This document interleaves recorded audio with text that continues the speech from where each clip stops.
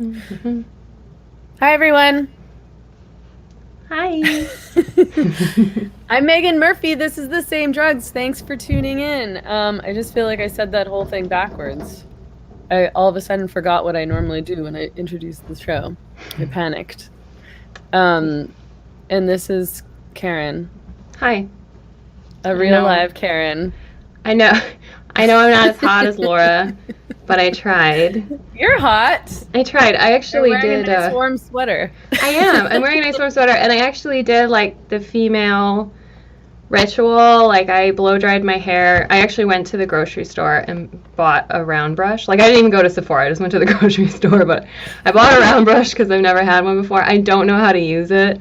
I was trying to go for like wavy, but I just ended up with like a slightly smoother look than when I just let it air dry. I haven't blow dried my hair in like 2 years. Well, your hair looks great. And I mean, Thanks. now I feel bad because I didn't wash my hair at all. Yeah, but you've That's got why like I a style for that. I I just mean, like I was added extra grease. uh, I was 3 days into not showering, so I thought, oh, maybe for I'll do a little shower. Sexy. Thank you. Um, I feel bad because I was like when I was getting dressed at the last minute, I was like, oh right, I guess this is supposed to be like a Christmas episode, and I'm not wearing anything Christmassy, and instead I'm just wearing like a bright orange shirt. Um, Why do you hate Christmas? Well, I actually really like Christmas, but like most years, I really love Christmas. This Christmas, I feel really depressed about Christmas because of COVID, obviously, and like everything. It actually makes me really sad because I normally like watch a bunch of Christmas movies and try to do Christmassy things and eat Christmassy stuff, but I just everything about Christmas is making me feel sad this year. Like I don't even want to think about it. I just kind of want to skip the whole thing. Oh. And how about you? I just saw Die Hard for the first time. I had Oh, it's never so seen good, it. right? Yeah, it was great. I loved it. I can't believe I haven't seen it because I do like action movies, and I especially like action movies that aren't too actiony, like where people are like flying out of a car that's about to crash and they're shooting people. Like I'm just not crazy about that like ultra choreographed stuff. Like I like this sort of be able to pretend that it's real. But yeah, it was great. And then we watched Gremlins, which I have seen before, but I haven't really paid attention to. That was okay.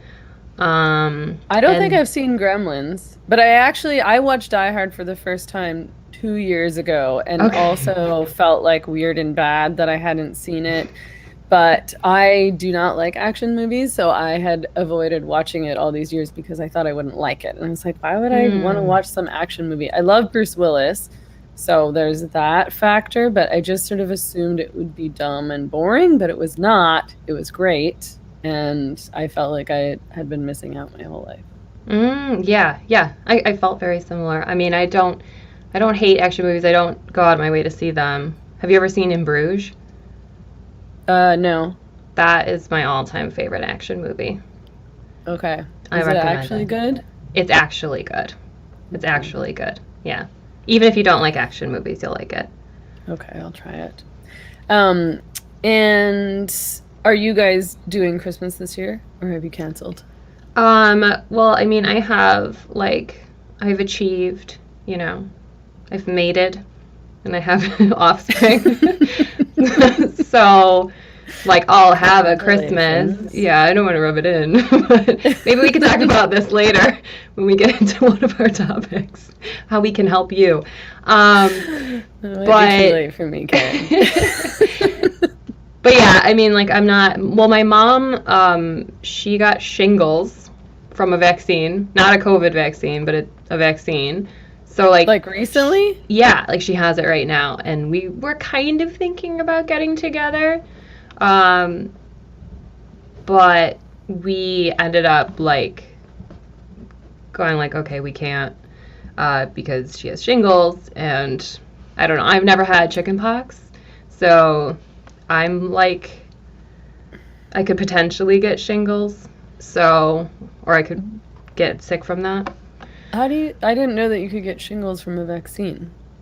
Yeah, I mean, Is that like common knowledge?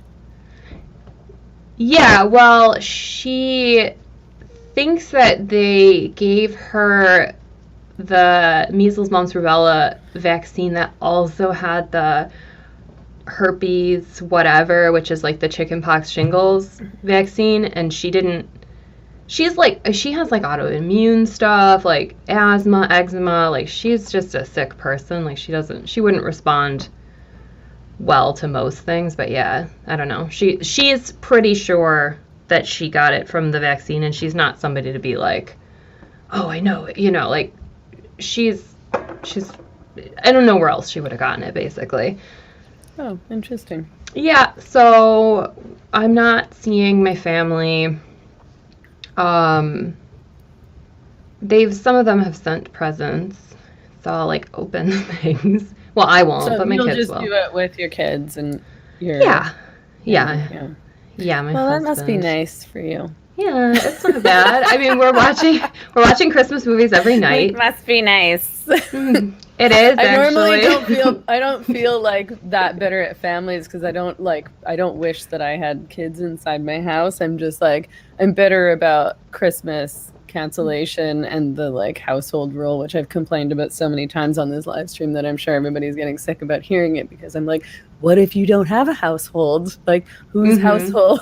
Like, Right. You're not allowed to socialize outside your household, and you're the only person in your household. That doesn't leave very many options. I'm going over to my sister's though, but Okay. Yeah. Rules be damned. I mean, I live alone, so I feel like there's some leeway for me. So one of the main things that I wanted to I was like, I guess this should be the Christmas episode. Oh yeah. I don't merry. really have anything Christmassy to talk about. But the one Christmassy, I've had this take for a while, and I don't know, I've never addressed it publicly. I may have addressed it privately with one or two people, but it's not like it's not a take that is very easy to share, because I feel like it'll offend a lot of people that I know. And this take is that I not only don't like getting Christmas cards, but I feel kind of angry about getting Christmas cards.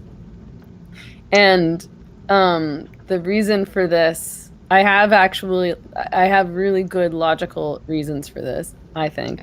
Okay. One, I have been thinking about this a lot lately, because I was like, if I'm going to go public with my hatred of Christmas cards, I should explain why.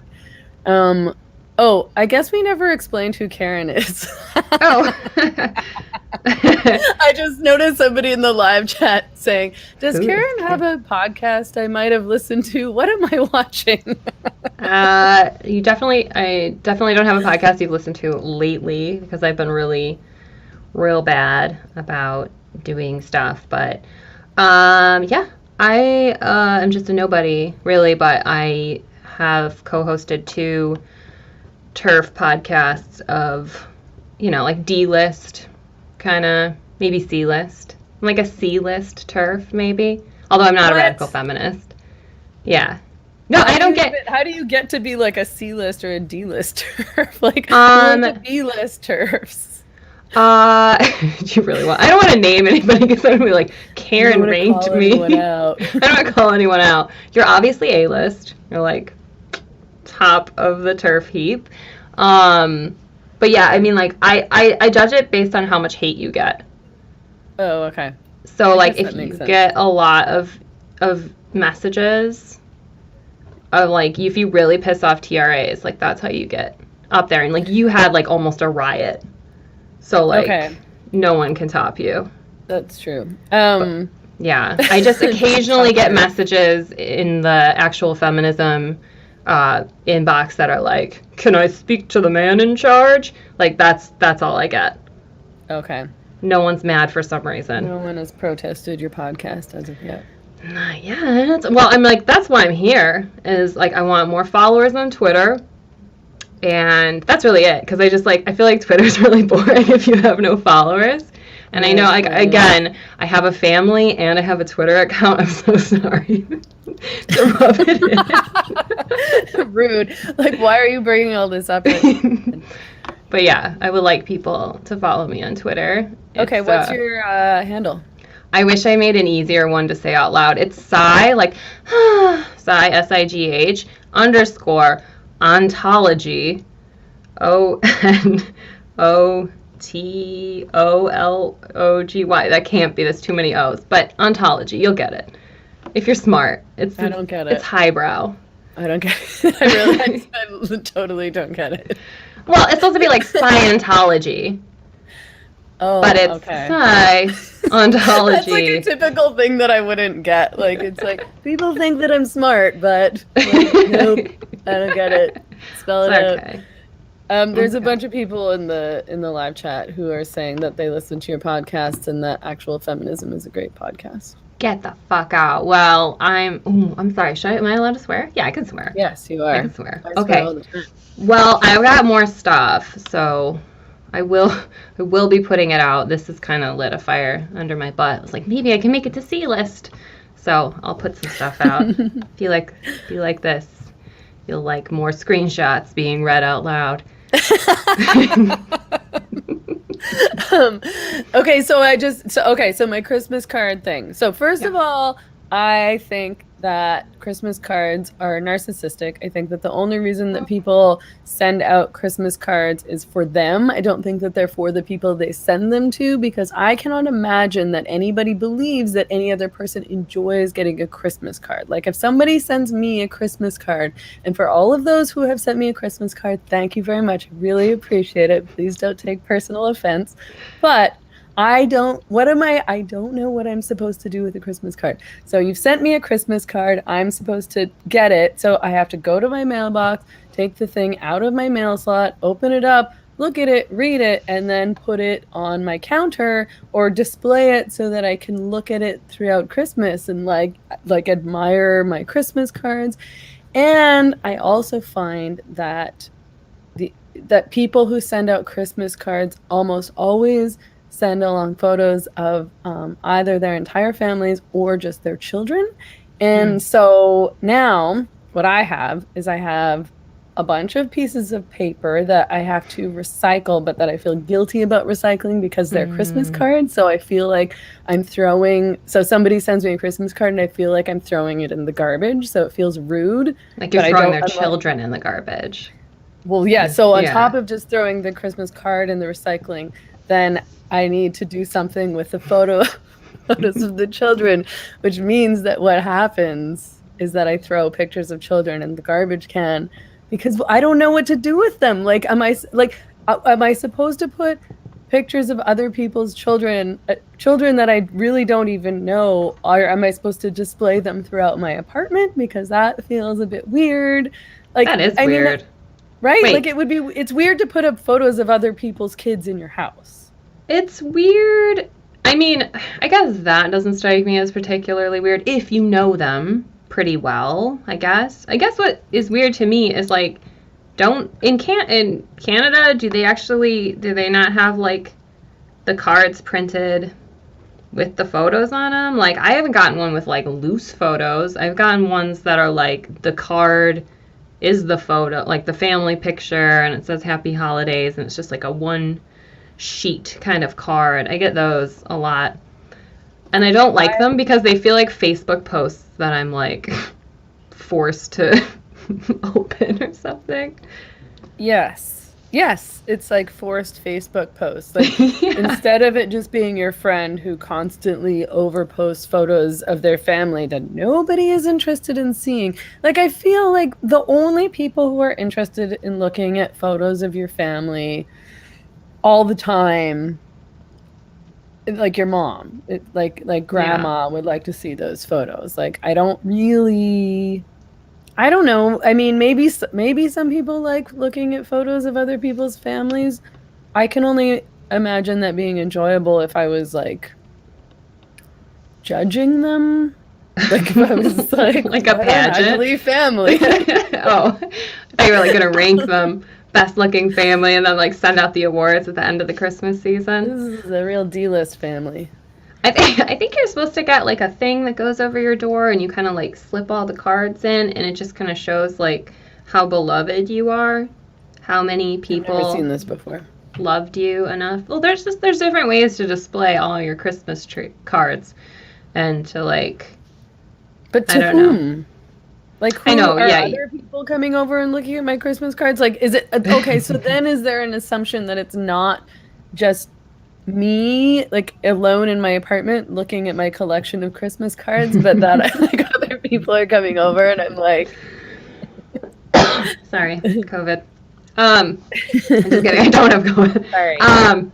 Just real. Don't take it seriously. No, I do. I take it super seriously. I don't know. I guess as a single person, you have a different relationship with Christmas cards than, people who have like a lot of family members coming in and out. I have not displayed any that were sent to me. Also, like, nobody writes anything meaningful in them. Sometimes you'll get like it's a newsletter and it's all about like what's going on with that person or that family. I still have a lot of single friends, so I get a lot of pictures of people with their dogs, or like newly married friends who don't have babies yet, so there's like a lot of dogs. Okay, so this is what I was wondering. So maybe Yeah. it's fine. So maybe I'm being like an unreasonable cow, because I was like, how would everybody else feel if I sent out a Christmas card with a photo of me? And I didn't even think of including my dog, but that would be better, obviously. 'Cause Probably. my dog is particularly beautiful. But I was like, well, Yeah. should I start sending out Christmas cards that include a photo of my headshot? And then when I'm over at their house, I like go over to their fridge and I'm like, well, I sent you my photo. Where is it? Yeah, I have a friend who it's like a whole collage of pictures, and it'll be most of them are him or like places that he's traveled in that year, and then like the dog.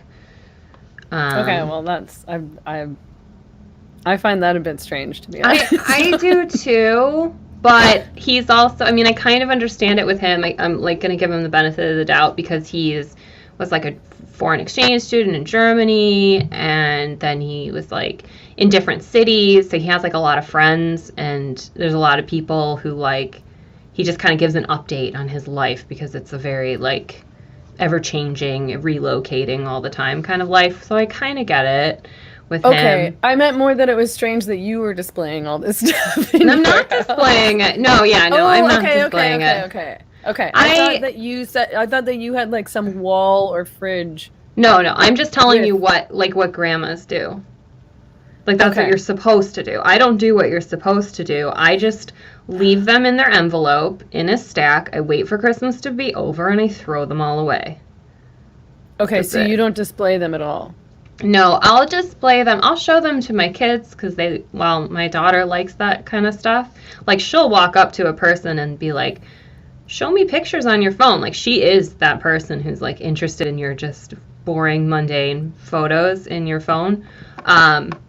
But yeah, I just throw them away. I mean, like, I don't throw them away before Christmas because that feels unlucky or something. But I just let them sit in like a mail pile, and then throw them all away.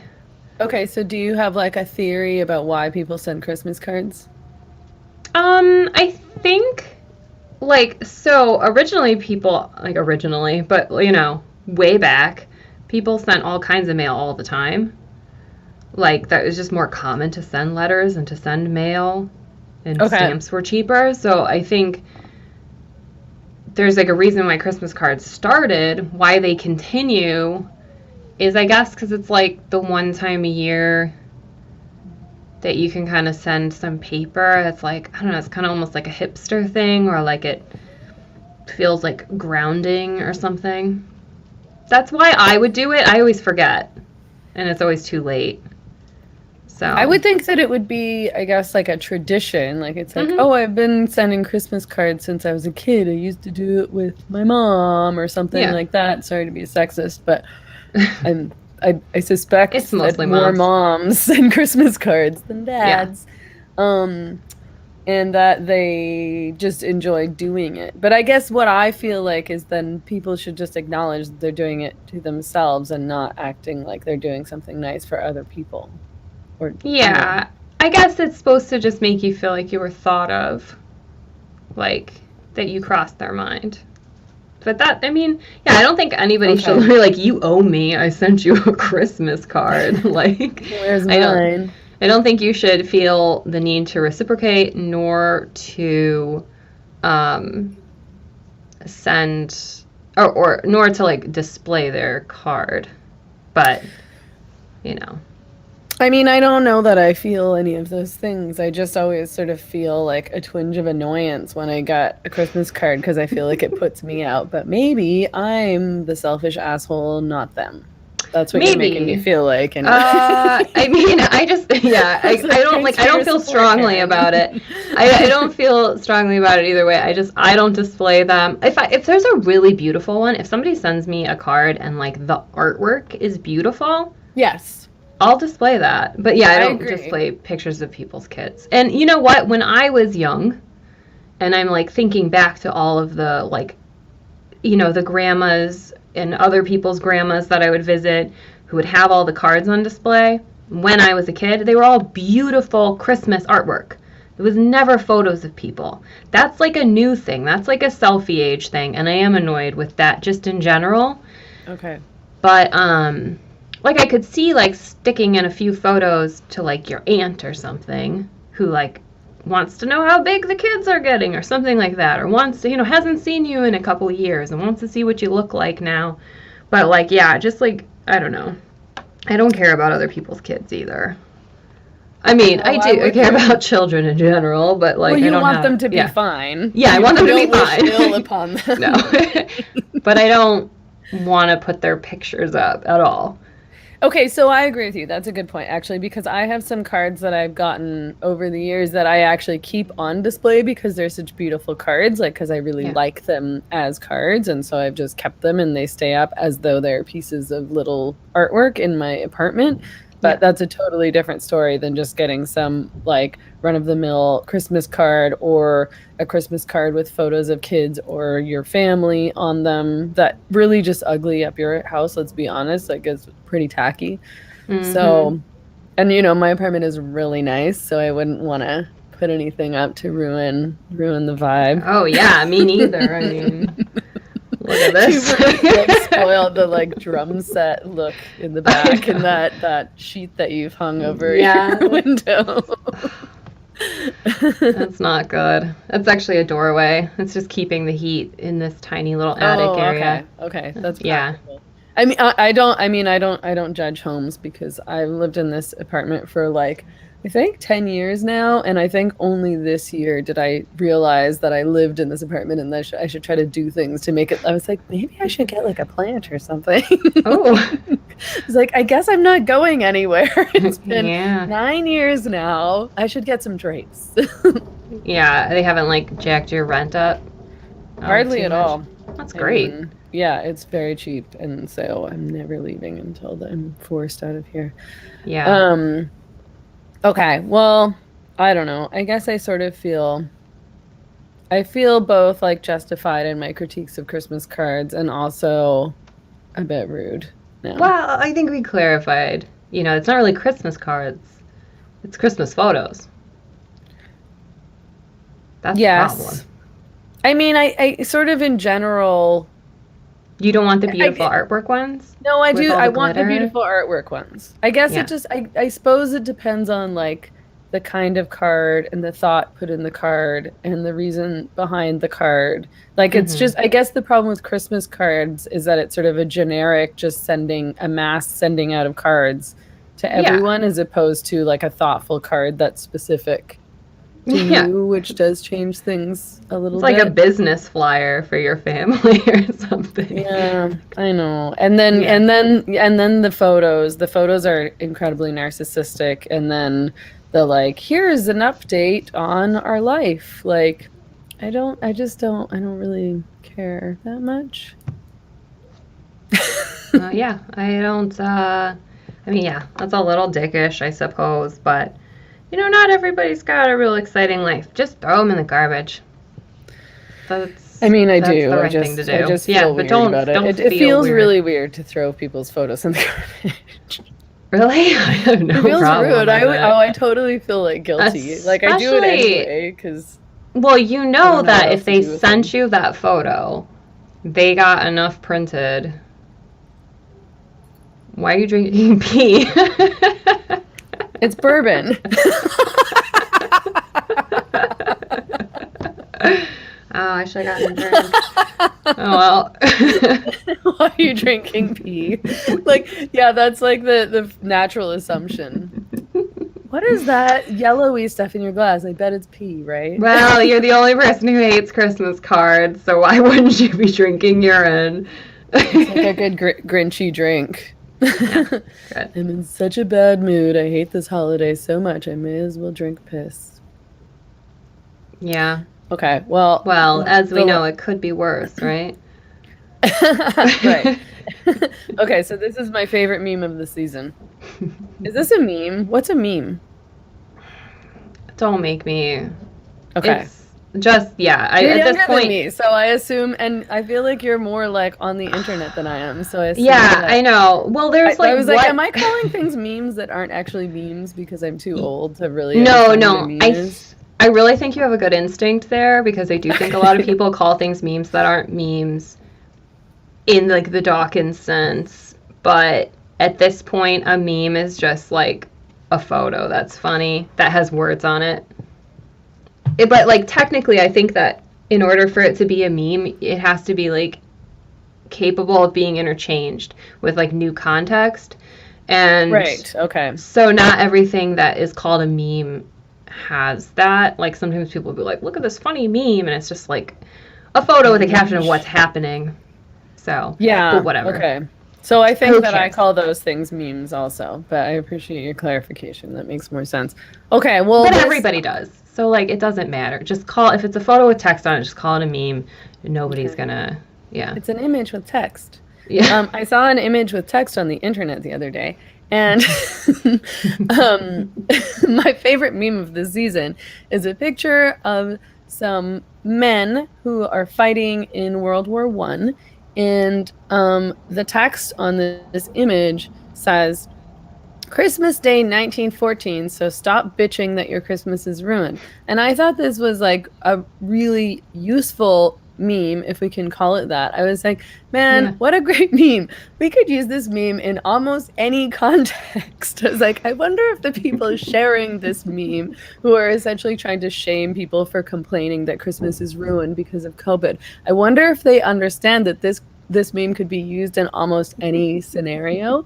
Like, you could be like, oh, you can't get an abortion? Like, at least you're not in World War I. Yeah. Oh, Like, oh, yeah. you don't have any civil liberties? Like, at least you're not fighting in a war. I know, you can get really down to the bottom with that too. You can be like, oh, you're forced to work for Amazon?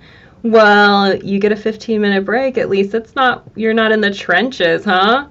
Like, Yeah, like, at least you're not one of these, like, I don't know how many men are in this photo. There looks to be like a dozen. At least you're not these like sad, cold, wet men in a trench somewhere, in a war, maybe gonna die and having to murder other people. why did they choose World War One? Like, that's what baffles me because surely there were other wars that didn't have like a pretty famous Christmas truce where people all across like all across the front lines left their trenches and like hung out together. Like it's a really strange example to use because like historically World War One is kind of like famous for having Christmas truces, and they were widespread, unofficial. It's not like, you know, the governments decided that people could do this. Like people were all over like, fuck it, we're not gonna fight. Let's go hang out. You know, like Germans and French and what is it, Austria-Hungarians or whatever, and Russia, and I don't know who was in World War One. Britain, not the United States. Not much of a war historian. So I'm not either. I'm not either, but like it's completely opposite there in a weird way. It just ends up being kind of opposite the point they're making because in World War One, Christmas was the best day because like the dudes would stop fighting and go hang out and like drink together and sing like old sea shanties or whatever the fuck men do in war when they're like having They bro write in their moments. war journals. They sing sea shanties, and Yeah. they probably honestly go see prostitutes. Yeah. And then the nice version of that is like they think about their gal back home. Yeah. Right. That's a Oh, nicer good. thought. I got cynical. People are nerding out over the meme thing. Sorry, Okay. you guys, that I didn't know how to define a meme. And These definitions are better. Somebody says, meme, unit of cultural information spread by imitation. The term right. meme from the Greek mimema, meaning imitated. Okay, thank you, lest we remember. Well, that's why I meant that, like, what people call an internet meme, like, it has to be able to be changed into a new context. Like, that's the imitation part. So, like, usually with memes is, like, you have that format, and then there's, like, the original time the first person decided to, like, make it, and then it keeps changing. Like, the Drake yes and no, like, has all those different ways of using it, imitations. Yeah. But whatever. Well, let's not I mean, talk about memes. Obviously, like, the people who were sharing this particular meme were doing the same thing that everybody has been doing since, like, the beginning of all the COVID restrictions, which is that anybody complaining about the COVID restriction should just be grateful that they're not dead or in jail or at a war or whatever it is. Yeah. And it's essentially kind of trying to communicate, like, this isn't even that bad. Like, you're privileged. Everything's fine. Stop complaining, which is actually really kind of like ignorant thing to say, because a lot of people who are concerned and complaining about the restrictions are concerned about the loss of civil liberties and people's jobs, and are worried about things like mass unemployment and poverty and, like, the destruction of the economy, like, as if those are just, like, little stupid things that we shouldn't complain about. Who cares? Yeah.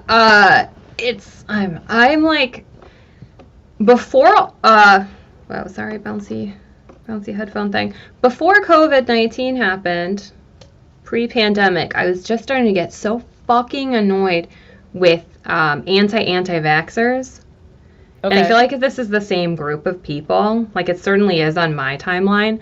Like, all my kids are vaccinated. I have no problem with vaccines. But this just, like, you're so fucking dumb if you don't vaccinate your kids. You're killing everybody, and I'm so smart and funny because I would vaccinate my kids, and why are you trying to kill everybody? And, like, just this attitude coming from certain people, and just, like, the memes just felt like, you know, like, first of all, who are you fucking sending this to? Like, who is it? Like, why don't you just have a heart-to-heart with the one or two people who are saying anti-vax shit that's coming up on your feed? Like, why do you share these memes? And I feel like it's the same thing with the mask stuff, or, like, just lockdown shit in general. Like, if it's really important to you, have a heart-to-heart with somebody. Don't just, I'm going to dunk on them, and then they're going to feel real bad, and then they're going to start wearing masks and staying indoors. Like, probably not. That's probably not going to work. So clearly you don't give a shit. You're just signaling to other people that, like, you're on the right side of the pandemic or whatever. Yeah, the anti-vax stuff, I've never really been engaged in the whole vaccination debate on either end. I've never really thought very much about vaccines, to be honest. But I also found the people who were very passionate on the other end, like passionately opposed to anti-vaxxers, strange. Like, I didn't understand what these people were so worked up about and why they were constantly arguing about this on the internet. And often they weren't really arguing actually with anyone. They were sort of just presenting arguments to themselves. And I'm like, who are you? I mean, I suppose that's sort of essentially what you were getting at there, which is just like, who is it that you're convincing or debating here? Yeah. Like, and why are you so, I mean, to me, like, in as far as my, like, sort of not very engaged position goes at this point, I just feel like people should have the choice. You know, people should be able to choose whether they want to or not. Like, I don't believe that people should be forced to get vaccines. And I mean, I personally am not opposed to vaccines, but I also support people, you know, educating themselves and trying to, you know, understand what they're getting into and, you know, consenting to sort of health, you know, and they should have the right to make informed decisions about their own health, let's say that. I think so too, and I have, you know, I could be swayed. I could be swayed that it is a public good, especially with vaccines that have been used for a really long time, to, you know, essentially force people. That, you know, I think those are the kind of debates that I would like to hear people have in good faith, calm and collected. I think the bigger thing for me, and actually in a big way, like one of the reasons why I don't really consider myself a radical feminist anymore, is there's just this like obsession with the thoughts that other people are allowed to have. And like, right. And the things that other people are allowed to talk about and that other people are allowed to say, and that there's this like, well, okay, you can maybe think for yourself, but somebody dumber than you might hear, and then they might have ideas, and then they won't vaccinate their kids, and it's just like, wow, just let adults be adults. Let it go. Like, with the paternalism or maternalism, either way, just like, leave people alone. Just stop. Yeah. Let people have thoughts that you don't like. It's okay. So. Yeah. I think you're right. And I think that I used to think that way, to be honest. Same. Yeah, like, well, because like the media criticism thing too. Saying this, but well, no, because you kind of learn about like, well, I mean, it makes sense because you learn about advertising and you learn about like cultural things, and so you just get this idea that like the repetition of certain ideas is like, it's a thing that you have control over, and you can like prevent, you know, the dystopia that you don't want and move towards the utopia that you do want. But yeah, in the beginning, I think this viewpoint makes a lot of sense. But then I guess apparently it makes a lot of sense, especially with some of the information that has been given to people about like how much the media matters. How much representation matters, how much, like, you know, I don't know, having women as doctors makes, you know, whatever happen, you know, 35% more girls are interested in becoming doctors after seeing a woman, you know, whatever. But I have heard recently that, like, a lot of that shit is just, like, really terrible science, and that it actually doesn't matter that much. Oh, really? I need to look into it, but I would believe it at this point, because I can see that, like, being really obsessed with what other people are thinking and what is allowed to be represented doesn't help anything, so. Right. Well, I mean, I suppose, I mean, yeah, so I think that what I thought, you know, what my approach was, let's say, in the past was, like, you know, there's a lot of dumb people in the world, and we can't trust them to make their own decisions. They don't know what they're doing. They aren't educated. They haven't educated themselves, which is exactly the same, like, condescending approach that has made me, like, hate the left and has made me really frustrated with lots of feminists. Because, of course, it's anti-democratic, and, of course, it moves very quickly into an anti-free speech position where, you know, as you pointed out, like, it's like, well, you can't say that because then somebody else might hear what you say and then they might think that also. And then you poison the world with your bad ideas. And the bad ideas are just ideas that you disagree with. Like, right. And just because, of course, just because you disagree with something doesn't make it dumb or wrong or untrue. And at the end of the day, it's like, well, do you want a totalitarian or like a fascist society, or do you want to let people have thoughts and say words that you think are dumb, or maybe that aren't dumb, you think are dangerous, harmful, whatever, or just simply things that you disagree with? And I mean, I think that we'll end up in a worse situation if we try to limit people's, if we try to police people's thoughts. Yeah. I mean, I think there's like media responsibility. I don't think like that puts the media is just can free for all report whatever they want. They should be careful about things like suicides, filming live things that end up being murders and shit like that. Like, media should still be responsible, but yeah, especially just this like, girl, this is my Facebook wall. Like, what the fuck? Why can't I say what I want to say? Like, why are you getting like, well, I understand that you're smart, Karen, but other people are gonna hear you. Yeah, it does. It feels real churchy. It just reminds me of like the Satanic Panic leftovers that I was still around for, or that was still around when I was alive, when I was young. Right. I'm still alive. It's fine. I am Karen, not a ghost. Karen the ghost. Not a ghost, promise. I believe in ghosts, so I believe it. Do you really believe? Guys, oh yeah, you did tell me. I've brought a real live ghost onto the YouTube show /podcast just to prove that I was right all along. You're kind of like, like you look kind of like, I mean, you've got like a bright light in your face, so. Yeah.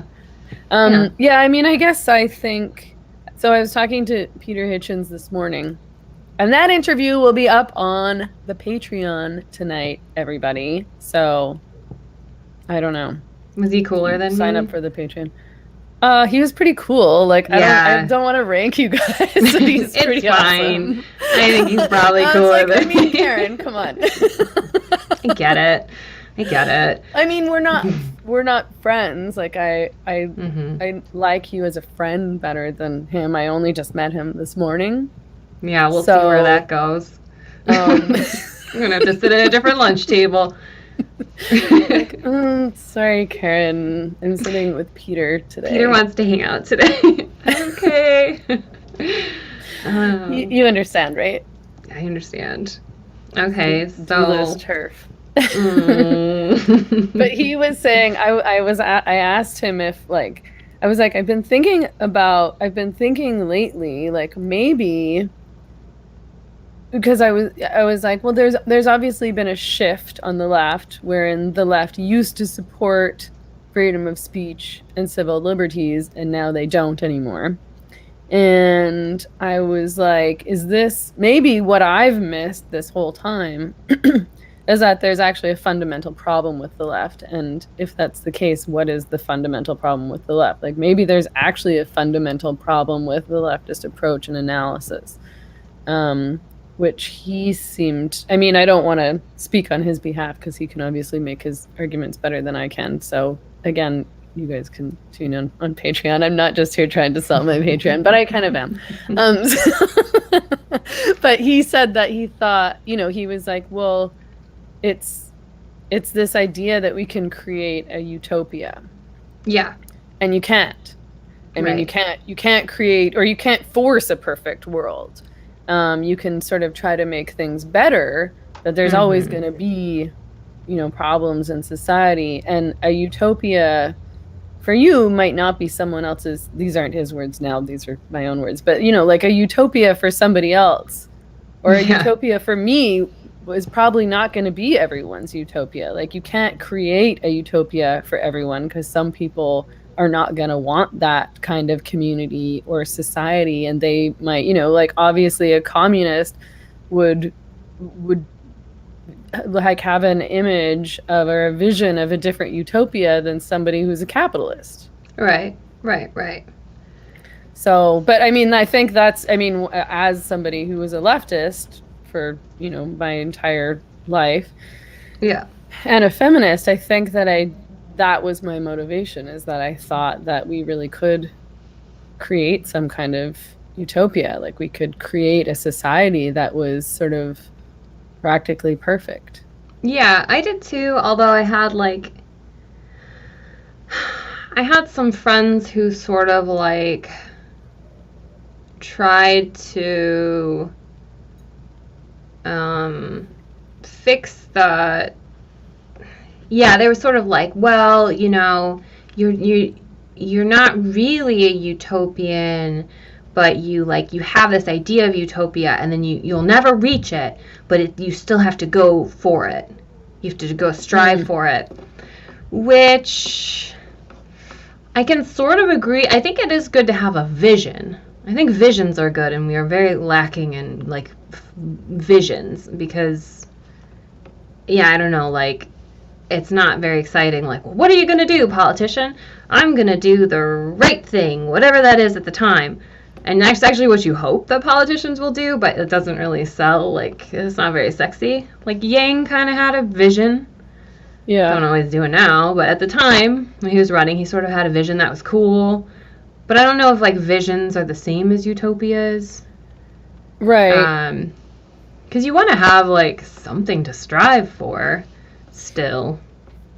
Yeah, I mean, yeah, you have to be working towards, I guess, a positive change. I don't know if even, I don't even know if that works. Like, because if you have some kind of utopia in mind, I think what can happen and what has happened for a lot of people who are on the left or who identify themselves as being on the left right now is that they've decided that the working towards the utopia goal, that the ends matter more than the means, which is how they end up justifying abuse and violence and totalitarianism, right? So you say, and that's, happened in terms of, lots of leaders who are trying to achieve their vision, right? Yeah, so for sure. In order to get to this utopia, this better society, then I can justify a dictatorship, or I can justify violence or genocide or all sorts of things, because the end result will be so great that it will be worth it. So that's where I think that this, like, utopia vision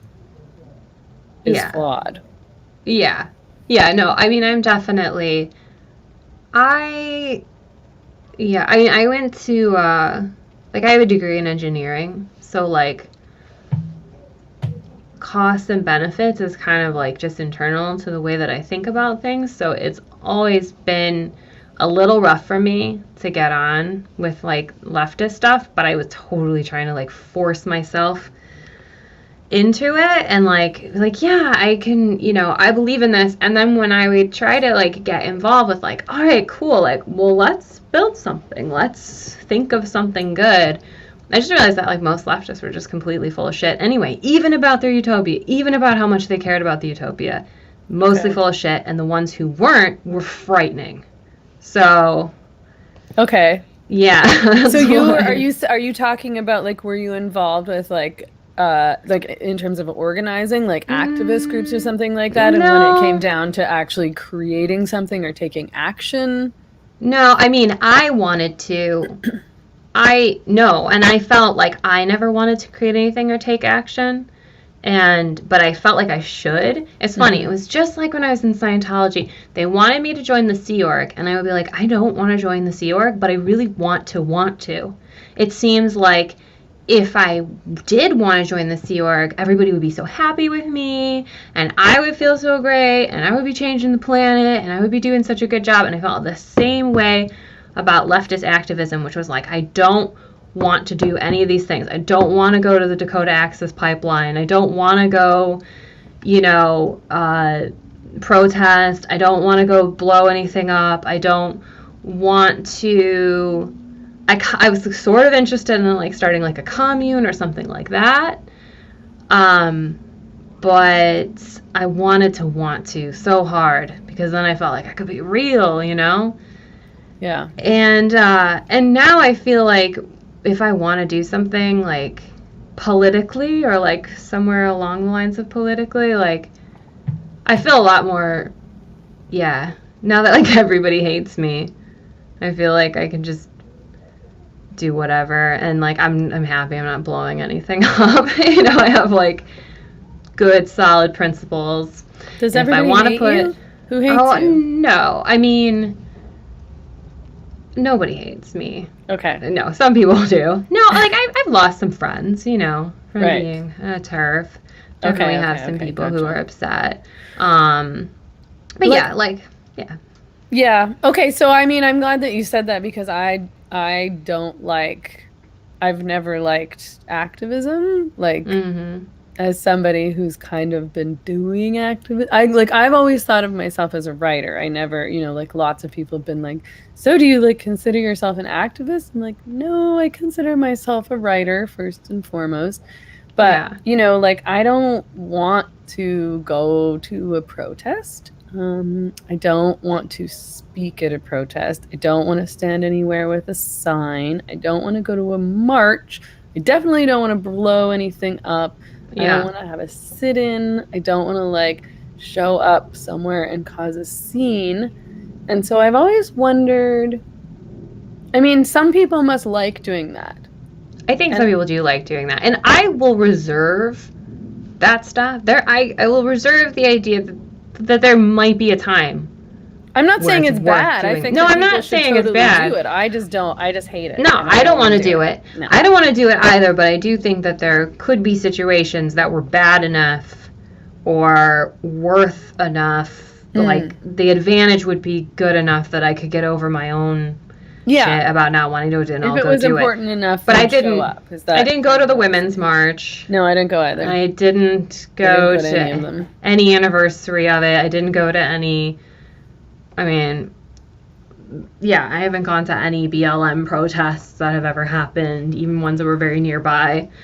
I support people's rights to protest, like even stuff that like I'm not super excited about, but I've actually, I don't know if I did like a couple protests as a kid, but like, I never liked it. Don't really like walking that much either. Like around slowly. Outside. Like to walk at pace. Yeah. No, I like being out. I like walking in Vancouver, so. Yeah. And the yelling and the chanting. I definitely don't want to sing. Like if somebody makes me try to sing something in a group, I'm really upset about that. And I find that they try to do those kinds of things in activism. Yeah. Yeah, I think for a lot of people it does become like a replacement for church, and I would rather just like, I'm not religious, but I'd rather just go to church.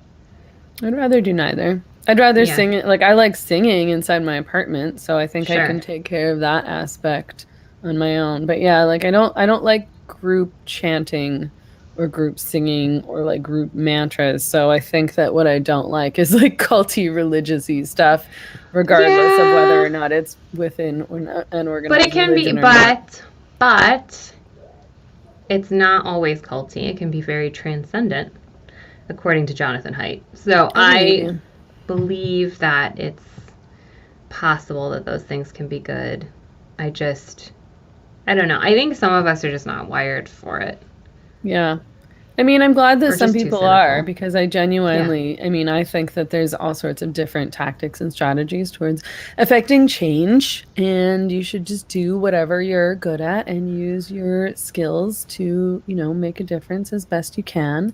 Yeah. And I think that a lot of people who are, I don't know, I can mostly speak about feminism more than anything else because that's what I've been most engaged with. But I sort of feel like a lot of feminists feel like that's what they have to do something, and then they feel bad if they don't feel comfortable doing that. So they're like, well, I'm really upset about this issue, and let's say whatever, sex-based rights.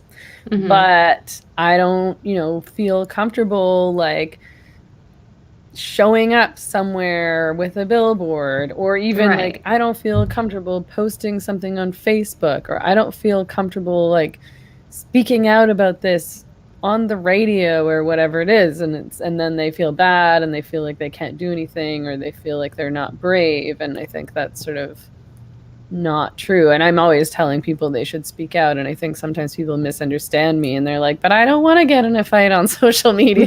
right Like no, like you can do it in different, like you can like set up a meeting with your MP, or you can like go talk to the principal at your school, or you can write a letter or whatever, or even just talk to, not everybody, like different people have different personalities, and like you have a friend who, like I have a friend who's really, really sociable and has a lot of other friends, and I made sure to turf pill her privately hard, because then my work goes out into the world as she turf pills other people, you know? So, and she's not like she's not on the level with a lot of things, but like I was like, here, look at this is autogynephilia. Like I just gave her the presentation. She's like, yeah, I'm sold. I'm a TERF now. And I will tell all the rest of my friends. And she's just like suburban mom, you know. So it's like you can kind of just privately talk to the right people, and like your work will move out into the world. There's lots of ways to contribute. Yeah, I think that's actually a really good strategy, because I mean, I know a lot of people in my personal life who sort of just like, I don't actually necessarily really, I don't bring up this conversation with that many people in my personal life. It's more common that somebody would bring it up with me, but people will like observe my work and then, feel upset about what's going on. And then they'll like talk to their friend about it. And then their friend will be like, wait, what's going on? And that's actually like a better route than somebody like me trying to convince them, because I'm stigmatized. Right. Yeah. And so for them, it's like, oh, my neutral friend who isn't viewed as some kind of like horrible bigot or just seems to be like unbiased and is just like, hey, have you heard about this? Like, this might be kind of weird. Hey, like it's sort of more productive for them to have that conversation than for them to be having a conversation with somebody who's like an activist or already has some big public position on the issue. Yes, absolutely. I agree. And like, what was I going to say? Just that I have people, like I'll put out a post and I'll try to be really fair and say, because I have 2 Facebooks. I have one that's just like my real friends and family, like people I know in real life, and then like TERF friends, and like that one's obviously wild and free, and then the one with family, I am like very careful, very strategic with what I say, and a lot of times people will just message me in private and say, well, thank you for saying that. And then they feel connected. So I can understand why people don't want to get in fights, but you can just like not respond to shit. That always works. You can just not comment. Somebody can comment on your shit, and you can just not respond. You don't have to fight people online. Yeah, that's a good point. You can just post something and then let people say whatever they want to say and walk away. Yeah. Because I agree that it's a waste of energy to argue with people on the internet for the most part, and a waste of energy in that it ends up with you feeling bad and other people feeling bad, and then however many hours of your time got sucked away into some argument that accomplished really nothing. Nothing, because somehow, even if you're right, that person's going to go into some kind of like weird semantic argument on some one thing that you said, and like just to not be wrong. So like, there's no point, especially with woke people. There's just absolutely no point. No, it's terrible. And I mean, they're not doing anything, and I don't believe that they're saying any of the things they're saying with any real authenticity. I sort of feel like they're just trying to impress themselves or impress their friends or whatever. I mean, they're not engaged because they're interested in hearing or learning either. So then at that point, it really is a giant waste of time. Yeah. And I mean, so I did. There was another Christmassy topic that I wanted to address. Along the I'm lying. It's not a Christmassy topic at all. I suppose that it's actually along the lines of trying to convince people of your point of view. And I sort of, every time. So last week I live streamed with Benjamin Boyce, and I've live streamed with him several times now. And I think pretty much every time, and I, often have this experience when I'm on men's podcasts and things like that, which is that like they'll often have a largely male audience, and the men will say, like, oh, I actually really liked Meghan. Like, I thought I would hate her because she's this giant feminist cow. Like, that's what they they think I'm going to come on and be like, close your legs, man spreader. And, so, but often they'll say, like, oh, I was surprised. I actually liked her. She wasn't like mean and ugly and like hateful. She wasn't Andrea Dworkin. No, yeah, whatever. That she wasn't Andrea Dworkin. That's correct. Right. But like they'll get super ornery when it comes to the pornography issue, which is often that will come up for me if I'm talking about my work, because prior to the gender identity thing, most of my work focused on prostitution and the issue of pornography. And so in the last live stream that I did with Benjamin Boyce, we mostly got a lot of good feedback about our like sexy date, and and I got some really nice feedback about my breasts. And then I also then the other feedback that I got was there was quite a few comments about the pornography issue. So men were really angry that and I don't even think I really went that hard on porn. I just sort of said, like, I think it's bad. Like, I think it's unhealthy for society. I think it's unhealthy for the men who use pornography. I think it makes them bad in bed. I think that it makes their like dicks not work on it. And it honestly does. Like, all women know that. Like, women have been with men and they have that experience of being with a man who uses too much porn. And sorry if you don't like to hear it, but it's real. Like, it really makes you not good in bed, to say the least. Absolutely.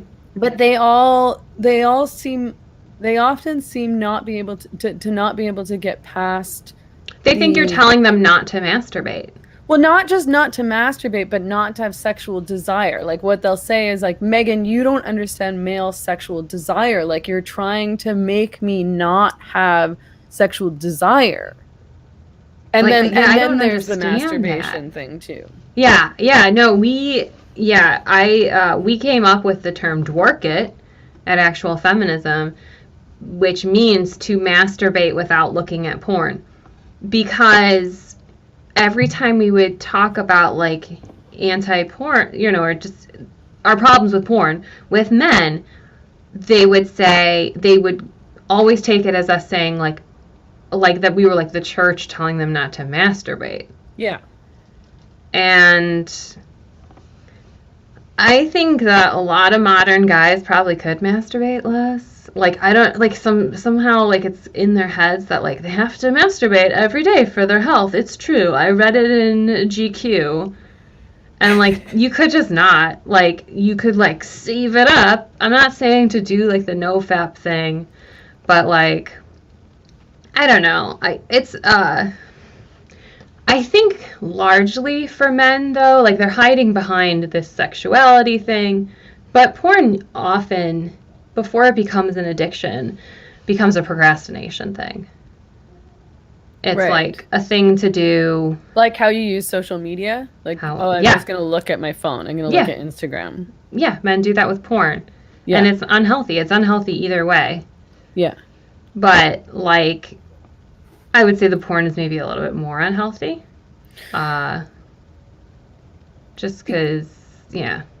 Yeah, I think that's a good point. I kind of didn't really ever think of it that way, that like men probably use porn in the exact same way that many of us have learned to use social media, which is with not even thinking of it, and it just becomes an addiction, essentially, where it's like, I work on my computer all day, so I constantly have all these tabs open, and I have to use social media for work also. So it's like my brain has just... I just automatically click back and forth between links. So I'll be working on something and I'll just click on Facebook and then look and then be like, what am I doing? What am I looking at? Like, I'm not looking at anything. And I do the same thing. I'll be watching a TV show or a movie and I'll open my phone and look at Instagram and I'm just like, you're being entertained by something else. There's never anything interesting on Instagram. Like, every time I open Instagram, I'm just like, what am I even, like, oh, okay, like, look at somebody's dog, some shoes, like, somebody's like, I don't need any of this information. Like, none of this is interesting. Yeah, and, like, why am I looking at this? It gets so bad I'll be, like, watching a movie and, like, then feel the urge to look at my phone. Like, why am I watching a movie? I guess men... I guess in my brain, like, when I'm thinking about men using porn, I'm imagining them... This is just not... I don't think about men using porn constantly, but just Sure. picturing them sitting at their laptops, like, gross. But I'm thinking that they're like specifically, oh, this is the part of my day where I go use some porn because it's time for me to masturbate. So I'm going to go sit down on my laptop. Not anymore. Look up some pornography and I'm going to masturbate to this pornography. But I guess they're probably mostly looking at it on their phones now, right? Yeah, phones. And I think that it has often turned into like just an all day thing, and that like then at some point they masturbate. Oh, like they're just looking at it and not masturbating. Sometimes, yeah. I mean, people watch porn at the library and like on the bus and stuff. Why? 'Cause people are fucking fucked up, man. I don't know. And I think I would guess that I'm guessing that people are also trying to like chase dragons, so to speak. Like something really gave them like a super great, orgasm, and then they're like kind of always trying to find the thing. And like porn isn't like labeled like, so, or they know their niche, but they're like trying to find like the right scene and the right video that's gonna like really, and it's almost like a scientific process like before they do it. I don't know. That's just like, that's my guess. That's yeah. That's interesting. I think you're probably right. Because I remember an ex-boyfriend telling me, because I think this was quite a long time ago, but I think I discovered that he was using porn, and I was mad because I had said, like, I don't want to be in relationships with men who use porn. And I actually think he was a bit of a porn addict, to be honest. But, I remember him trying to explain it to me and being like, I guess this was supposed to like comfort me in some way. But I remember him being like, I'm looking for something really specific. There's just like a specific thing that I'm looking for. And I didn't really have any idea what that meant. But I guess he was trying to convince me that it was like, he wasn't just watching porn for the sake of watching porn. There was just a specific thing that he wanted to see so that he could, come, essentially. Yeah. I mean, I think the thing that kind of got me onto this was because I was looking through ASMR videos, and then I was like looking through so many categories, and then is ASMR just noise? Explain to me what ASMR is. You guys explained this to me before, but I don't remember. So ASMR is like you get it's like videos, it's often with like really quiet whispering, lots of sounds into the microphone, and it's like very much mostly an auditory experience, but there's also tends to be visuals. And for a lot of people, they feel this sort of like sensation at the top of their head, almost like shivers. It's just like a very good feeling. And like, are the sounds, is it like music, or it's just... Sometimes it's a little bit of music. A lot of times it's like the microphones they use are like stereo microphones, so it'll be like crinkling over here, and then like a brushing something. And it is weird. Jean is super into it. And I find videos of women talking about their rock collections very comforting. I don't know if I feel like any particular way, but like women quietly talking about their rock collections just brings me right back to childhood, and I find it super comforting. And I spent hours looking for the right video, realizing that it hadn't been made, and I was like, I bet this is what people are doing with porn. Oh, okay. But yeah. But I wasn't getting off on it. It's just I wanted that comfort. I wanted to feel a very particular comfort. And there was like one video that almost had it. It was almost perfect. And I was like, I wonder if I can find one that's even more perfect. Oh. Yeah. Okay, so that makes sense. Yeah. Good insight, Karen. Yeah. Well, I mean, I guess like the reason that I sort of wanted to bring this up and that I, was because I was reading about what happened with Pornhub. I mean, because I love talking about pornography, but Mm-hmm. and because I really want men to feel bad and be sexually deprived. Mm. I and I don't really care if men masturbate or not. I think that they can masturbate as much as they like. I mean, I'm not opposed to the idea of trying to sort of control yourself and not just doing every single thing that you want to do at any moment you want to do it because you're an adult and not a child. Jeffrey Toobin. Um, but because of what happened with Pornhub and the discovery that there was child pornography on there, and then also like rape videos and stuff like that, so videos of women who had not consented, Mm-hmm. um, or who were passed out, and so all these credit cards companies are pulling out, blah blah blah, and Nicholas Kristof. Did I say his name properly? Did I mess that Who? up? Who? Anyway, the piece in the Times that he wrote, Oh, right. like even him, because he's like an anti-trafficking guy, right? But even Yeah. in his piece, he was defensive of the idea that he might be perceived as being sex negative or anti-sex because he was criticizing this situation with Pornhub. And I was like, Oh my God. this is Just the be whole sex problem with, negative.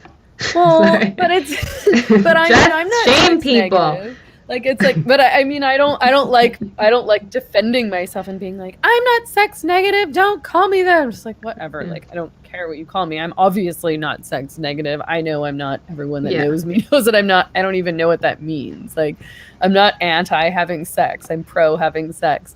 But it's this idea that it's like, and that this sort of gives a gift to men where it's like, oh, well, pornography is fine as long as there's no kids in it, as long as everyone consents, then it's all fine and healthy. So I think that's part of the reason I get pushback when I start talking about the harms of Yeah. pornography, which again, like exists in a lot of contexts. Like it's not, I don't think the feminists get very attached to their arguments around pornography and think that's the only argument they should make. And so a lot of Yeah. feminists will get pissed off when you start talking about public health or when you start talking about porn addiction or start Right. talking about the impacts on individual men On or men. on families or things like that. And Yeah. it's like, but porn is bad in all sorts of ways, and people should be talking about all the ways that it's harmful. And if it's bad for them as individuals, then they should care about that. Like, it shouldn't just be like, yeah, I guess it would be nice if everybody thought that pornography was bad for women as a sex class, but that's not Yeah. the only thing that's going on.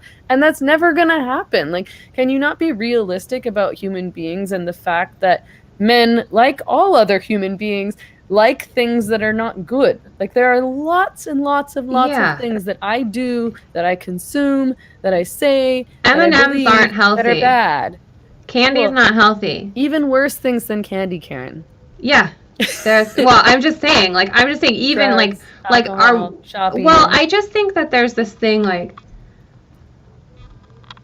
and this is just in general, this like porn is obviously a big one, but like it's really spreading out here like into other things too, where it's like porn used to be not everywhere. And some people looked at porn, or they would like, it'd be cool and edgy. And I feel like people want, I was actually just listening to like Ryan Long make this point about like, not porn, I'm sure he's pretty pro porn, but just like just people who want to live like alternative lifestyles, basically, that they want all of the danger of it taken away, and they want you to approve of everything they do. Like, Okay. I just, with porn even, like if somebody wants to argue, like I feel like a lot of the porn arguments back at my anti-porn arguments are like, how dare you shame me? You should just celebrate me for everything that I do. And it's like, no, and I'm not going to tell, it's the same thing with like the fat studies thing. Like, oh, we have to pretend that healthy foods or unhealthy foods are healthy now, or like that they don't, Right. like, no, if you want to make that choice and do something that's not good for you, fine, but I'm not going to pretend it's good for you or pretend I think that it's good for you to make you feel good and to make you feel accepted. And like, sorry, it's just, we can't have everything be a free-for-all of like hedonistic things. Yeah. No, and I think that's a good comparison, actually, this idea that you can't, shame people for what they eat. And I mean, really, I don't know that most of those responses are about people shaming individuals for what they eat, but I mean, saying something like, well, if you eat fast food, or if you eat a lot of sugar, or if you drink a lot of pop, then you're gonna get fat. So like, that's your choice. Like, you can do it if you want to, but like, I don't understand why we all have to pretend like those are healthy choices or even neutral choices. Like, you're making bad food choices, but that's up to you, Yeah. Yeah, everybody needs, like, to be loved by everybody all the time or something, or, like... Well, just to not feel bad about what they do ever. Yeah, right. They want, like, the okay. To do something that... Honestly, I do think that people know sort of deep down... And I don't know, I don't consider myself a particularly spiritual person, but, like, there's a lot of sort of moral foundation stuff that I don't really necessarily have a good explanation for, but I do think that people know kind of deep down that porn isn't helping them or it's healthy for them, and that's, it's same with, like, BDSM. I think people know deep down, and that's why they need that approval so bad. They need to be told that it's okay, because they know it's not. It doesn't feel okay. I think you're right, because I think that it's like you get so defensive about that. But if, for example, somebody told me that alcohol wasn't healthy for me, I don't think I would get defensive. I'd be like, yeah, but I like it. Yeah. And that would be the end of the conversation. Right. Like, I wouldn't write like a book about why, I should be consuming as much alcohol as I am, right, or whatever. Like, I think that, but I mean, I guess I'm not, maybe it's just that I can't relate to that desire to defend every single thing that you do as a healthy choice. I mean, you can defend what you do on the basis that you like it, and you can explain why you like it, or you could even say, well, I feel like, this makes my life better in this way, so it's a trade-off I'm choosing, where I know that there's maybe negative impacts or health impacts, but it does good in this way, so whatever. But I also sort of feel like it's fine to just be like, yeah, well, but I like it. I mean, I remember getting into this is sort of getting a bit off topic, but hopefully it makes some kind of sense. Like, I remember when WAP came out, and we were talking about it on the live stream, and I got in a lot of trouble because I was like, no, it's a really good song, I like it. But I wasn't saying, this is a politically important song. It wasn't it's a really good song for society. I just said, personally, I've really been enjoying listening to this song. Like, it's like, it's like consuming candy, or, to somebody who really likes candy. I don't love candy that much. Or like smoking cigarettes, or like doing drugs, or watching reality TV, or going shopping, or maybe watching pornography. It's just I just like it. I enjoy it, and I'm not really going to explain why I like it, because that would be stupid. Like, I would feel dumb trying to justify liking this song on some kind of like political or moral level, because there's no good political or moral reason to like it. I just enjoy it. So I don't know why people can't just be like, yeah, I mean, I just really like eating cheeseburgers. Yeah, I mean, and that can be true too, but it's also like, I don't know, I guess the cheeseburgers have like a more direct effect on you. Like, I guess if you listen to WAP up to the point that those are the only phrases you could use or something. These are the only words that you're allowed to use from now on. You can just rearrange the words to WAP, and that's the only way you can communicate, as long as you're listening to it, because you have a WAP addiction. Like, maybe it's not healthy, but I mean, I think when it comes to like art and like subjective things, you can kind of like what you like. But I mean, I guess the issue with porn, and probably some people would argue the issue with WAP, is that it's like harmful for broader society, and therefore it doesn't matter, like the impact on you doesn't matter because it's causing all these bigger harms or something like that. Yeah, and I would agree with that, but I think that to me the bigger issue is just what it does to individual men. Like, Yeah. and I'm always going to start there anyway, because like I am an actual MRA.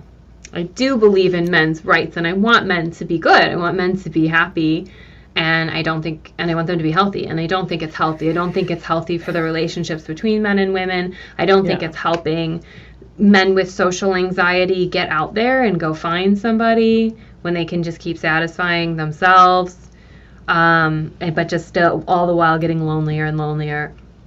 I think the individual level is more important than the social level, and on the individual level, WAP makes no fucking difference. No, it doesn't. No, and I would tend to agree, actually. I think that when I actually think about a porn, like a primary concern for me starts at the individual level and the impact on those men's relationships, like with women and their ability to be happy in their own lives, and the impacts that porn has on them. I also, of course, I'm concerned about the women in pornography, but like I don't know why it's so wrong to think about individuals and personal impacts, and I guess that's like a problem in feminism, to be honest. Well, yeah, because you're supposed to be doing this sort of Marxist analysis. It's supposed to be class-based. Right. So the individual thing doesn't work. But the individual thing is the thing that has the social impacts.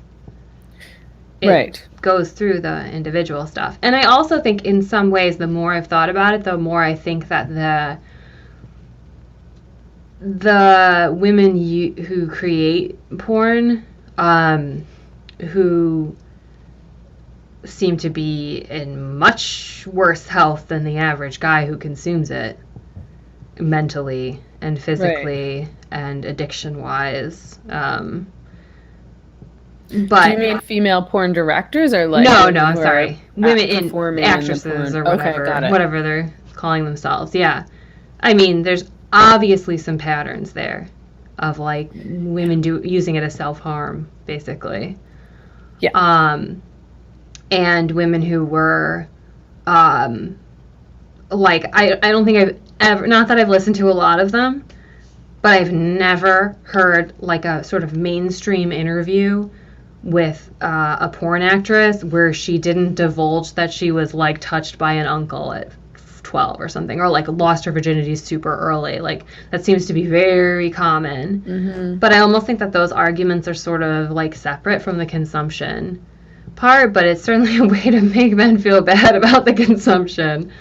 I don't know if it does make men feel that bad. Like, men don't seem to be convinced by the social arguments for the most part. I think that the individual arguments are more successful in talking about like the impact on them and their relationships. I mean, some men feel bad about those arguments, but it seems very easy for men to put those arguments out of their heads and then resort to the consent argument, right? Where it's like, oh, well, if they're consenting, it's fine. Like, what about alternative pornography? Like those kinds of things. God, it's like so weird to me, especially with smart men. I'm like, have you ever met a stripper? Have you ever met, like, I have had the fortune of meeting quite a few, and they're all fucking loony. There's something wrong with them, and all the men know it. And I think that they know it, and it's part of that, like, I need everybody to tell me that it's okay, because they know it's wrong. Yeah. And so, I just refuse to. I do think when confronted, like a good man, when confronted with the actual stories of porn actresses, should feel a little bad. I was actually surprised. There was like a Reddit post or something about, like, I don't know, a year or two back about like women's sad, like, porn stories. Women in porn, like their sad stories. And it kind of went around, like, the parts of Facebook where, like, some very leftist acquaintances of mine who are very, very pro-porn and pro-sex work and stuff, like men, read it, and then they were like, I couldn't look at porn for like a week. And I was like, well, that's something, isn't it? Not a whole week. Not a whole, well, I mean, these guys are like, in those cliques of like Yeah. reinforcement, so Yeah, a week well, is a no, lot. I always think the same thing. I'm like, have you ever talked to any woman who is or was a prostitute, for example? Like, or yeah, talk to a woman who is in pornography, because they all have these backgrounds of like sexual abuse. They all have mental health issues. They all Yeah. have or had addiction issues.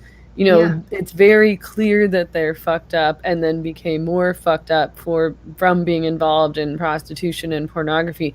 And every single one that I've talked to, every single woman that I've ever talked to in these industries has all of this. Like, and it's like, you and have it's to not be just fully out of touch to not even Yeah. assume, like, even if you have never talked to these women before, like, do you really think that kind of life is a Appeals. healthy Yeah. lifestyle that's good for your mind, body, and soul?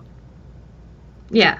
No, and you don't even have to, like, the women that I have met, it's not through feminism necessarily. Like, sometimes you'll meet, like, your friend's girlfriend or whatever, your friend's friend's girlfriend, and she's like, I'm a stripper. And you're like, wow, this woman's, or she'll just tell you. And Yeah. the women who are, like, fine now will tell you how much work they had to do. And how much, like, it's clearly not healthy. Yeah, it surprises me. But, also, I suppose, like, there's, like, why isn't everybody vegetarians? Well, you like, compartmentalize, like everybody you does compartmentalize, that. yeah. You have to in this world, because we all have to participate and we all have to make choices that are not going to be ethical choices. I mean, it would be very difficult to only make ethical choices in this world. Right. So I guess you kind of pick and choose what you engage in. And I mean, the vegetarian thing, of course, I mean, meat is good for humans, so that's an easy argument. Well, there's that. I don't definitely support the meat industry, of course, but I mean, I think I'd be hard pressed to be convinced that pornography is good for humans, I guess, unless I mean, I will say from a free speech point of view, I never want it banned. No, I mean, I don't know what the solution is. That's the other problem, is that men or people will often be like, well, what do we do? Because I'll say, like, I don't want to ban pornography, because I think that's a slippery slope. I don't want to be banning or censoring. So all I can think of is from an educational perspective, where you talk to people about what the impacts are and why it's not good for them, or why it's not good for their relationships, or why it's not good for their kids. Like, it's like, well, all this pornography is so easily accessible, that your kids are going to see pornography, and your boy is going to start using pornography when he's quite young, and this is going to have a major impact on his brain and his sexuality. Yeah, and that's a true liberal approach, and I think that's the best one. It's just like an education approach, because I mean, I don't want it banned. I want regulation in place to keep child pornography out. Like, I'm okay with that kind of stuff, and a way of women being able to have their rape videos taken down. I understand that it's so. I mean, even if you're a good guy and you use porn and you use it, and it's all fantasy and it's all great or whatever, like, certainly that more than anywhere else in the entire, like, of all industries, that there are, like, men who fucking hate women, hate them, and are, like, in an awful, really dark way, who are like, oh, that bitch was raped? Well, she fucking deserved it, and, like, fuck her, and I'm gonna re-upload her, and, like, you might be a good guy, but you are swimming in that water when you're looking at porn. So, like, I don't know what to do about it, but that is what it is. Yeah. Well, that was a really uplifting holiday conversation. Should we talk about female dating strategy, or do you have to get out of here, or what do you think? Oh, yeah. No, I think we can. We just talked about what men should be doing. Why not what Yeah, so women let's should talk be about what doing? women should be doing. I Yeah. assume that the female dating strategy women on that subreddit are anti-dating porn men. Is that true? Do you know? Porn men. Men who watch porn. Men who use porn. I don't. I remember when I looked at it, and this was like it was maybe at least a year ago. I feel like there was a sort of like for some women, it was like, you'll never find a guy who doesn't use porn. And then other women who were like, yeah, just sort of maybe looking for more conservative men or whatever, who would be more down to not use porn.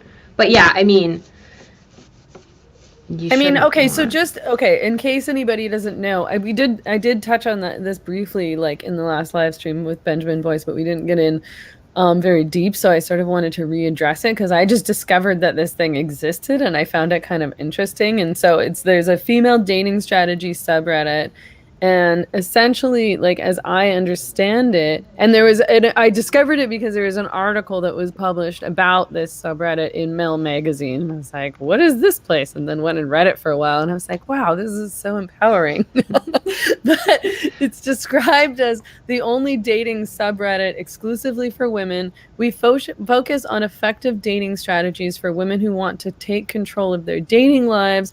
We discuss how to maintain a healthy relationship that benefits you. And what I get from it is that it's basically about being like pretty tough when it comes to dating. Like, you don't fuck with men who just want sex but won't commit to you. You don't tolerate men who don't treat you like a queen. Like, you don't tolerate men who don't pay for dinner. You don't tolerate men who are kind of, seem like they're just kind of trying you out, or maybe even that they're just settling for you. Like, they're supposed to feel like they should be worshiping the ground you walk on and feel like they're lucky to have you, and realize that you're like a goddess and you should be treated like this. And it's very cynical. It's very cynical about men and how men are. Yeah. Yeah. There is also like, so I came upon it because I was actually searching for something that Brett Weinstein had said, which is that, I'll paraphrase him, but he basically made the argument that there are two mating strategies for men on like a evolutionary biology sort of perspective. Technically three, but the third one is rape. So the first one is that you find a mate and you put a lot of effort into them and you put a lot of time into them, and you partner up basically, and then you get to have offspring. And this one is more in line with the general female reproductive strategy, because it's hard to raise a child. It takes a lot of resources, so it helps to have two parents, at least two people involved.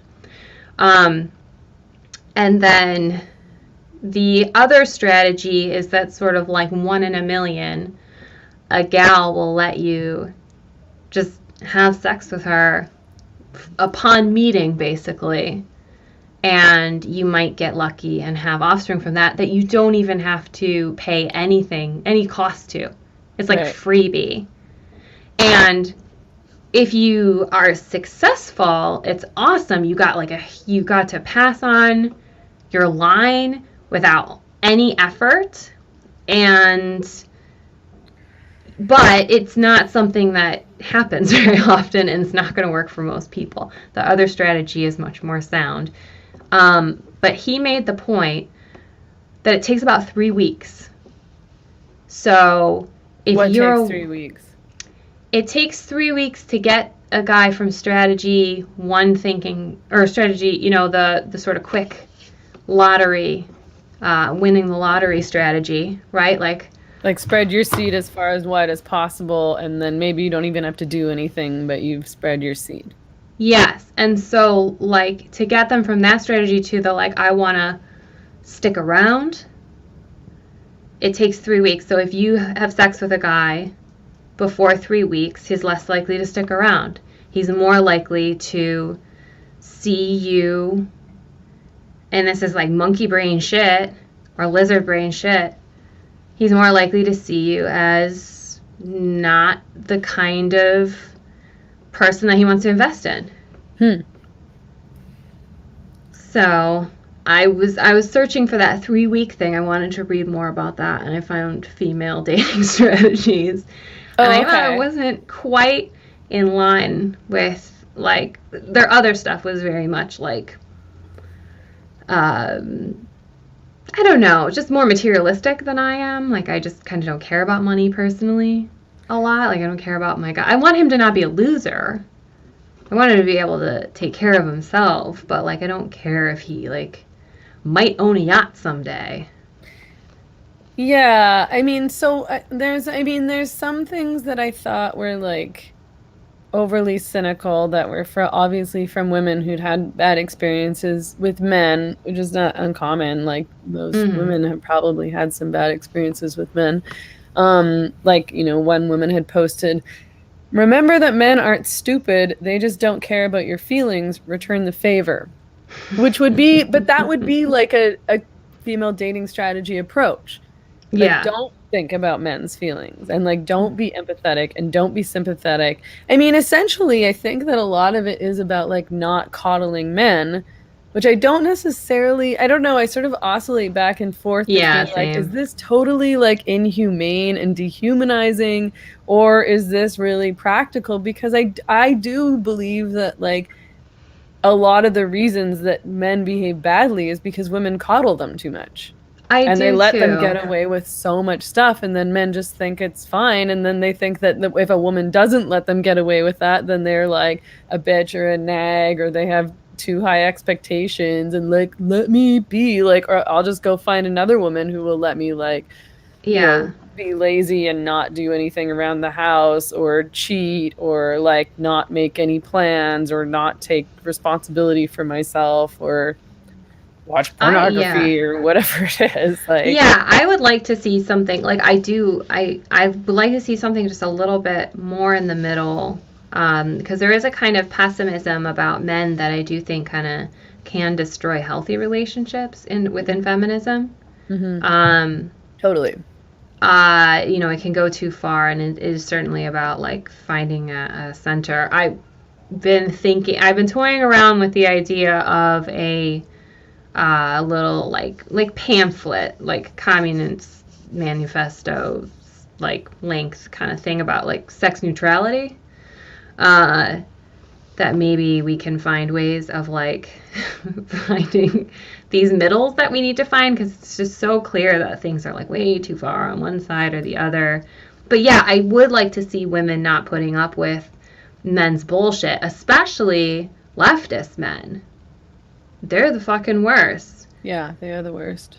I'm sure like apolitical men are bad, but like somewhat conservative men who have at least been taught to like treat women well, or like, have some respect or whatever.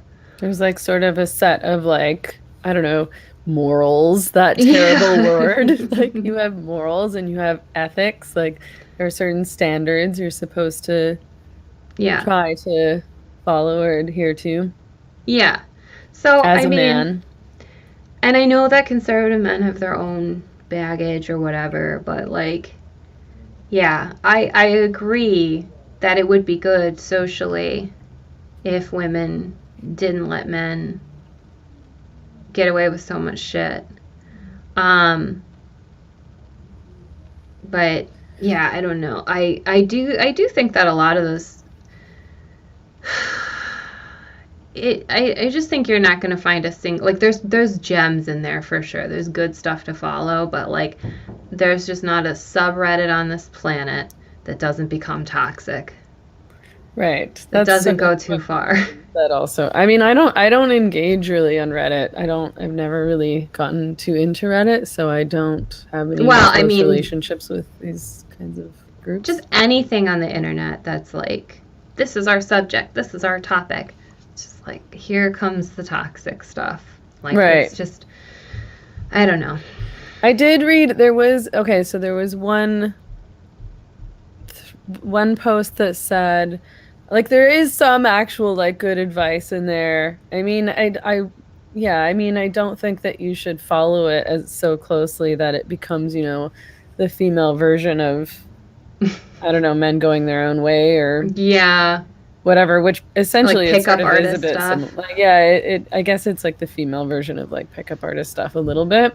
Yeah. Like strategy for finding a good partner, like in a kind of take no prisoners way.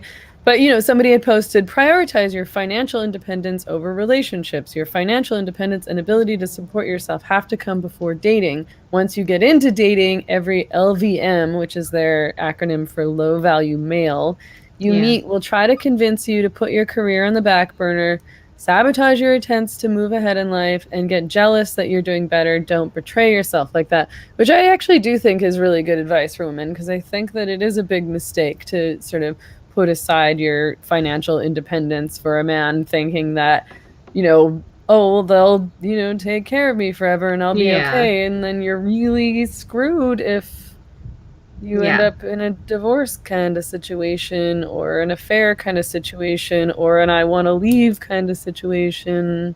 Mm-hmm. True. Yeah. Yeah. Yeah, so, I think that's good advice for sure. Although, I don't know.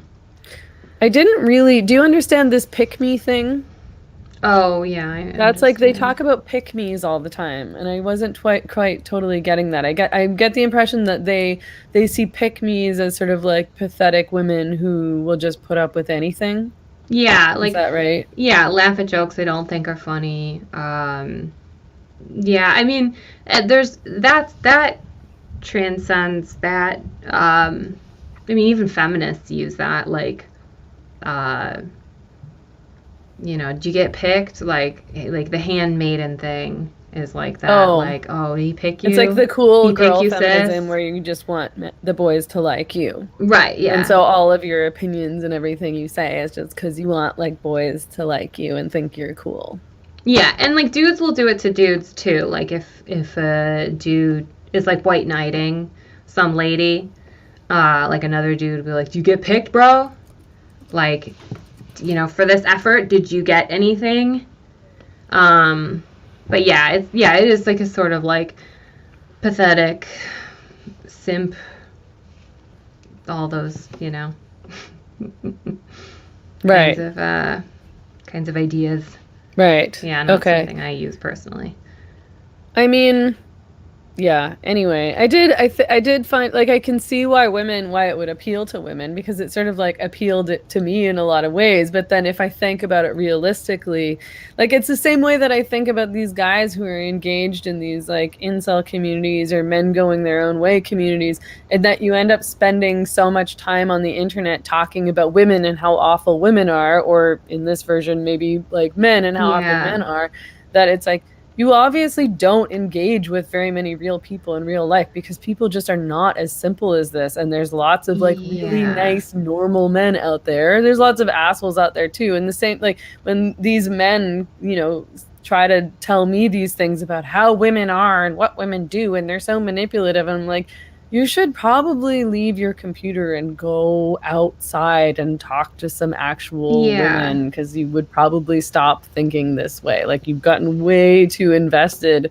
in these threads, and now you just have this like horrible, cynical worldview. Yeah, really, it is. Like, just like a cookie cutter kind of movie. It's like, you act like this is like the world's like some kind of TV show, and it's not. Yeah, exactly. Yeah, right. That's like kind of my hope, because there is something that is sort of like some of these things would come to just about any woman with maturity, like on its own. right? Like you learn some tough lessons.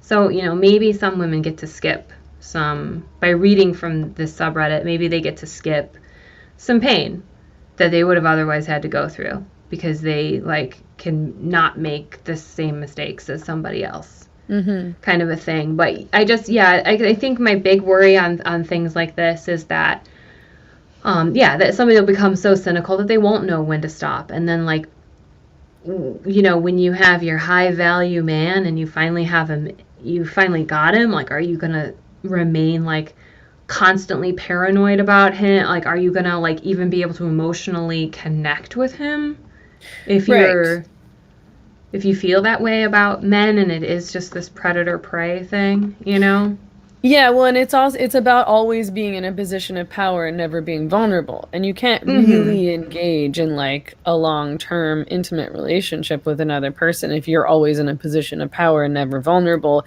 And I just feel like it's like, well, like if you enter into a relationship with somebody like that who like ticks all the boxes and you don't feel vulnerable at all ever, like, is that really like, do you really respect that person? Like, if that's the sort of dynamic that you have set up? Yeah.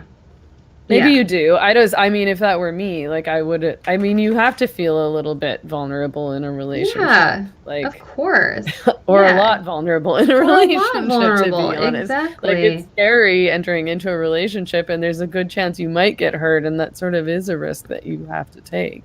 Yeah, exactly. And it should just be that like power is sort of tossed back and forth. If any person has too much of the power, then that's not working.